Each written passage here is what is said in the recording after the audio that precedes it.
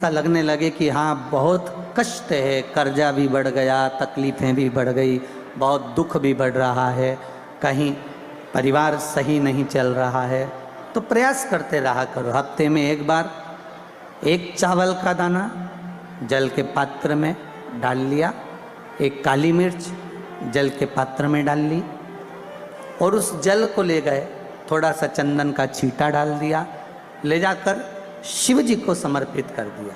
शंकर को जल चढ़ाने के लिए 5 स्थान हैं जहाँ शिव को जल चढ़ाया जाता है और शंकर उस जल को स्वीकार करते हैं, जिसको पंचगंगा कहा गया। 5 स्थान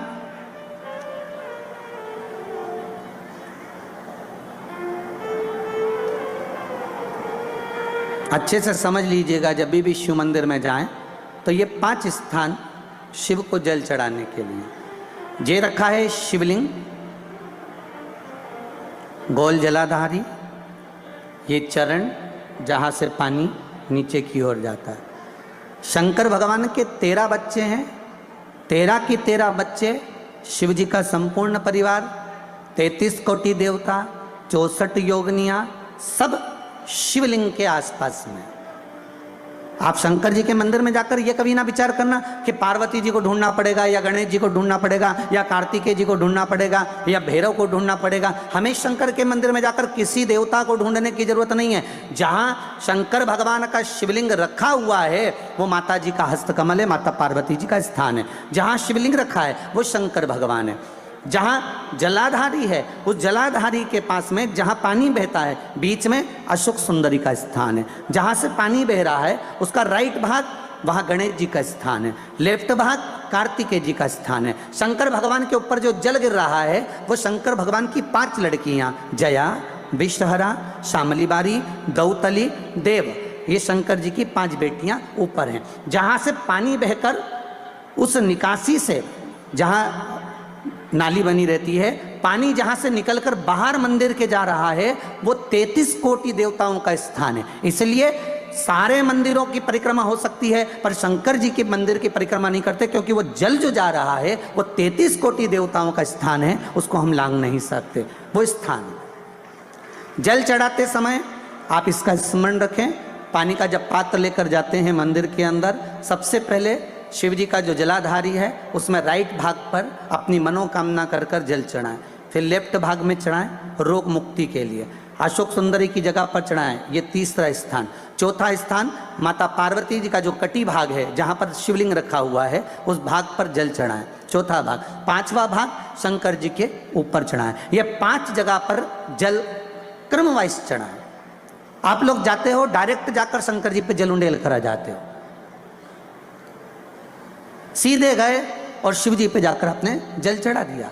हमारे यहाँ शास्त्र कहता है जैसे अपन देवताओं की पूजन करते हैं तो पंडित जी सबसे पहले पूजन किसकी कराते हैं? जम के बोलो जरा, गणेश जी की। गणेश जी के बाद पूजन कराते कराते कराते कराते कराते कराते आगे के सारे देवता कराते कराते कराते कराते फिर मूल पूजन पर पहुंचते हैं। आप डायरेक्ट मूल पूजन पे पहुंच जाते हो। और सरल भाषा में समझ लो, जितनी सरल भाषा में समझोगे ना उतना अपने जीवन में उतर जाएगा। इस छत के ऊपर आपको चढ़ना है, निशानी रखी है,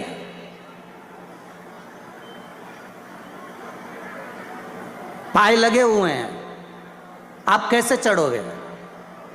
एक एक पाए पर पांव रखकर चढ़ोगे कि डायरेक्ट पहला पे रखोगे आखिरी पर? जम के बोलिए जरा, एक एक पाए पर पांव रखोगे ना कि धीरे धीरे हमको चढ़ना है।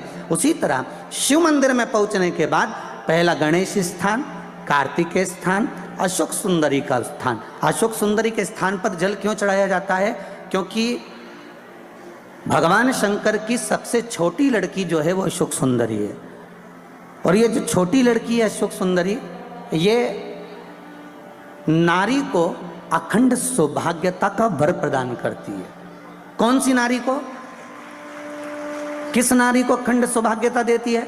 तो महाराज शास्त्र कहता है जिस नारी के भाग्य में लिखा होता है कि इसको वैधव्य होना है, इसके पति को समाप्त होना है, अगर वो नारी अशोक सुंदरी वाली जगह पर जल चढ़ा देती है तो पति पर अगर काल भी मंडरा रहा होता है तो माँ अशोक सुंदरी महाकाल से कहकर काल को टाल देती है। वो अशोक सुंदरी का स्थान, वो माता अशोक सुंदरी का स्थान।